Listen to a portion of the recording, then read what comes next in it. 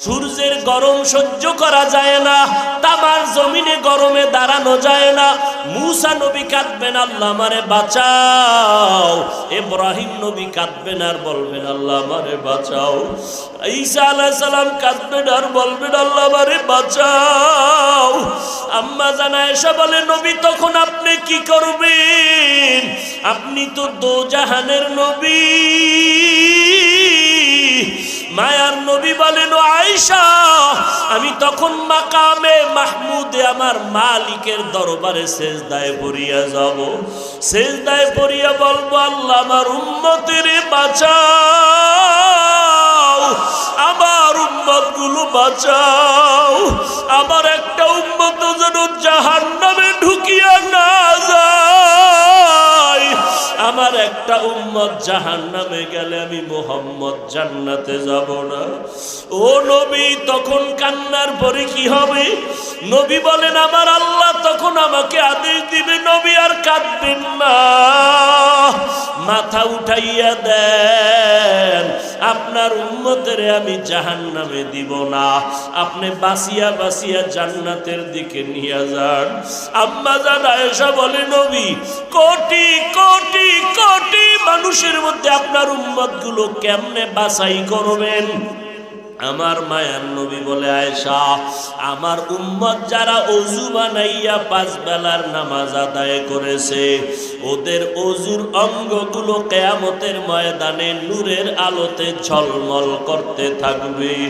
আমি নবী দেখা দরিয়া দরিয়া নিয়া হাউজে কাউসারের সামনে দাঁড় করাইয়া আমি নবী নিজের হাতে কাউসারের পানি পান করাবো।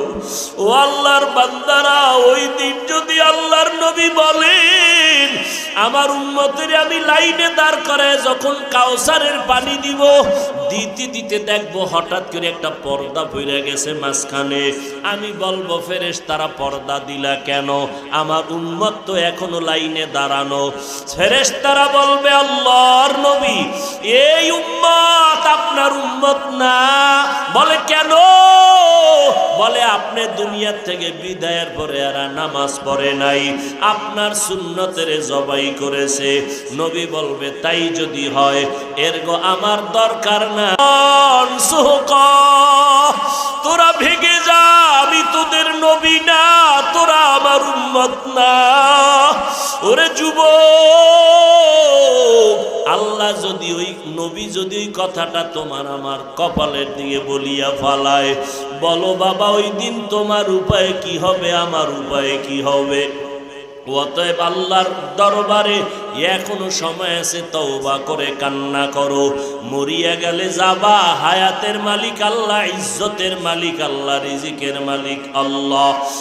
আশেকারা মিল্লত মজহব জুদাস্ত, আশেকারা মিল্লত মজহব খুদাস্ত, ইশকে আশুক লস্তে কো চুবর ফরুক, हर चीज़ माशूक बाकी जुमला सू। আল্লাহ না করুন, নবী বলেন যারা তওবা না করিয়া গুনাহগার হইয়া বেনামাজি হয়ে কবরে যাবে, একটা প্রশ্নের জবাবও তারা দিতে পারবে না। আমার আল্লাহ সাথে সাথে আওয়াজ দিবেন, ও কবরের ফেরেশতা, এই নাফরমান গুনাহগার বেনামাজির আর কোনো প্রশ্ন করিও না। কবরের ভেতরে জাহান্নামের বিছানাটা দিয়া দাও, আগুনের বিছানা দাও, জাহান্নামের সাথে রাস্তা বানায়া দাও।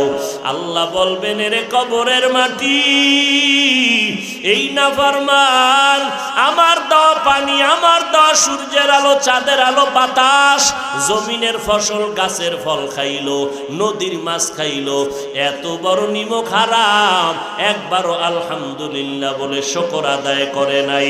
ওলামায়ে কেরাম পায়ে ধরে ধরে নামাজের কথা বলতো, নামাজ পড়ে নাই। এখন আর দেরি করা যাবে না, ও কবরের মাটি জোরে জোরে এরে চাপ দাও। এত জোরে চাপ দিবে পাঁজরের হাড় চুরমার হয়ে যাবে।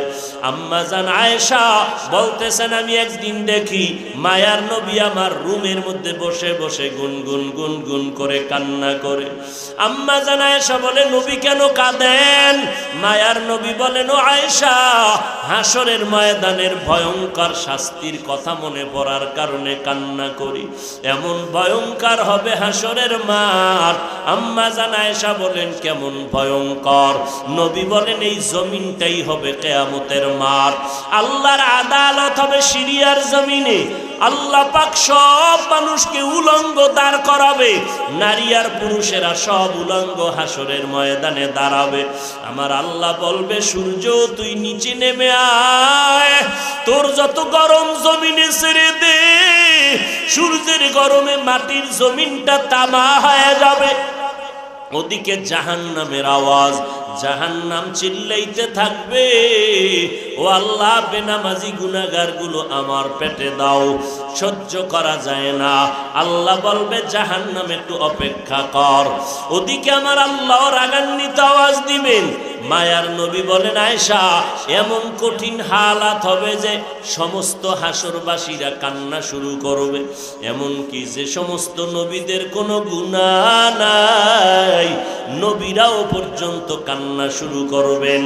আদম নবী উম্মতের কথা ভুলিয়া বলবে আল্লাহ শুধু আমারে বাঁচাও। সূর্যের গরম সহ্য করা যায় না, তামার জমিনে গরমে দাঁড়ানো যায় না। মূসা নবী কাঁদবেন আল্লাহ আমারে বাঁচাও। ইব্রাহিম নবী কাঁদবেন আর বলবেন আল্লাহ আমারে বাঁচাও। ঈসা আলাইহিস সালাম কাঁদবেন আর বলবেন আল্লাহ আমারে বাঁচাও। আম্মা জান আয়েশা বলে নবী তখন আপনি কি করবেন? আপনি তো দোজাহানের নবী।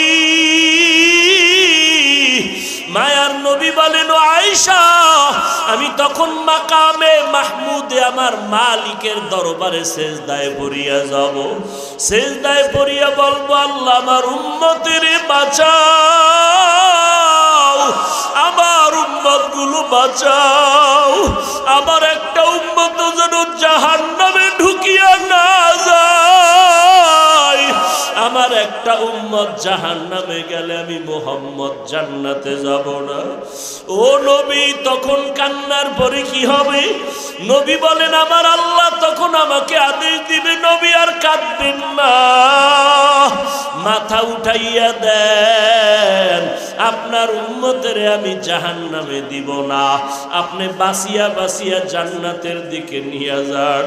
আম্মা জান আয়েশা বলে নবী কোটি কোটি কোটি মানুষের মধ্যে আপনার উম্মত গুলো কেমনে বাছাই করবেন?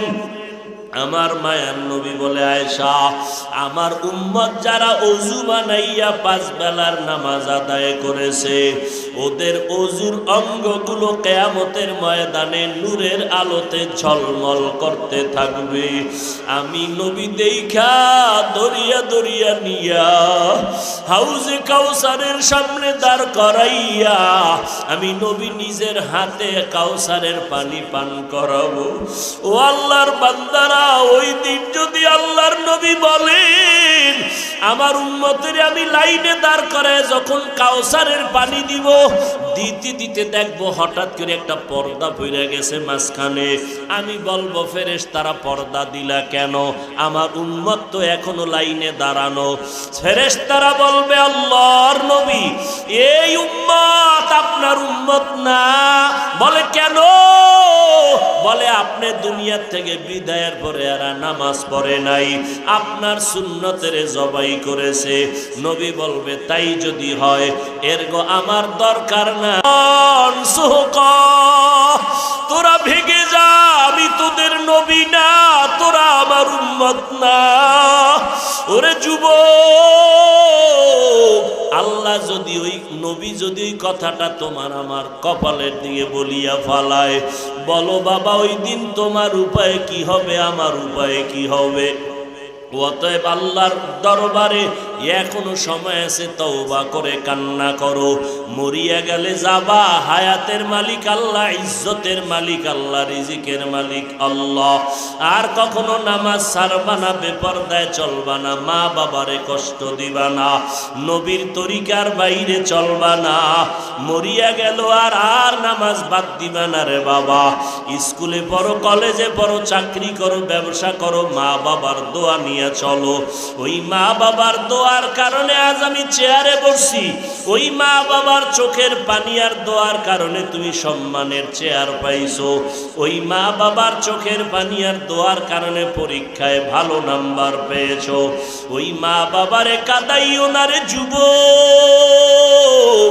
ওই মা বাবারে যদি কেউ হারাইয়া কবরে রাখো, 2 ফোঁটা চোখের পানি ছেড়ে কান্না করো, আল্লাহর দরবারে দোয়া করো, মা বাবার জন্য দোয়া করো। যারা বেঁচে আছে তাদের কাছে গিয়া দোয়া নাও, আর বলো মা তুমি আমার মাথায় হাত বুলাইয়া দাও, আমি আর অন্যায় করব না, নামাজ ছাড়ব না, বেপরদায় চলব না, মা বাবা তোমাদের কষ্ট দিব না। ওলামায়ে কেরামের পরামর্শ নিয়ে সামনে আগাবো।